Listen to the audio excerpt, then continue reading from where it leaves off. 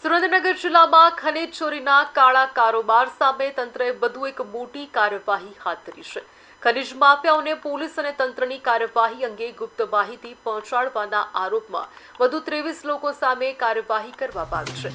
તપાસ દરમિયાન ચોંકાવનારો ખુલાસો થયો છે કે ખનીજ ચોરી પર દોરડા પાડવા જતી ટીમોની હિલચાલ અંગેની માહિતી ગુપ્ત વોટ્સએપ એપ ગ્રુપ મારફતે માફિયાઓ સુધી પહોંચાડવામાં આવી હતી।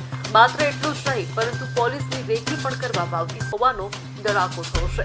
તંત્રના જણાવ્યા મુજબ ખનીજ ચોરી સામેની રેડ દરમિયાન માફિયાઓના બાતમીદારો પોલીસની કામગીરીમાં અડચણો ઊભી કરતા હતા, જેના કારણે ઘણી વખત દરોડાઓ સફળ બનતા નહોતા। હવે આ સમગ્ર નેટવર્ક સામે કડક કાર્યવાહી શરૂ કરવામાં આવી છે। તપાસમાં 100થી વધુ શંકાસ્પદ વોટ્સએપ એપ ગ્રુપ મળી આવ્યા હોવાનું સામે આવ્યું છે।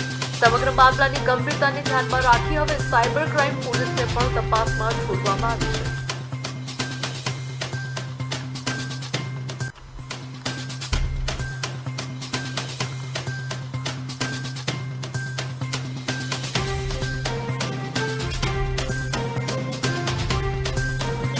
અને તમામ જે અમારા જે ફિલ્ડનો સ્ટાફ છે આના પણ એવા કોઈ પણ જે ગ્રુપ છે આ તમામ ગ્રુપ ઉપર અમારી નજર છે, કોણ લોકો કોને સૂચના આપે છે।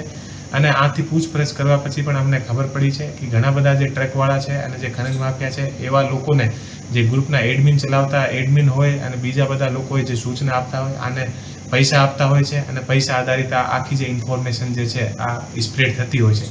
તો એવા લોકો પર પોલીસ દ્વારા કડકથી કડક કાર્યવાહી કરવામાં આવશે। પોતાની જે પોલીસની જે કાર્યવાહી હોય આને અમે ઇન્ટરફેર કરવાનો પણ ગુનો દાખલ થશે અને કોઈ પણ એવા ફ્યુચરમાં પણ અમે કાર્યવાહી કરતા રહેવાના છીએ અને આ લોકો ઉપર કડકાઈથી કાર્યવાહી કરીને અને જે પણ અહીંયા ગેરકાયદેસર ખનન અને બીજા બધા કોઈ પણ ગેરકાયદેસર ધંધા ચાલતા હોય છે આ ઉપર પોલીસ દ્વારા કડક કાર્યવાહી કરવામાં આવશે।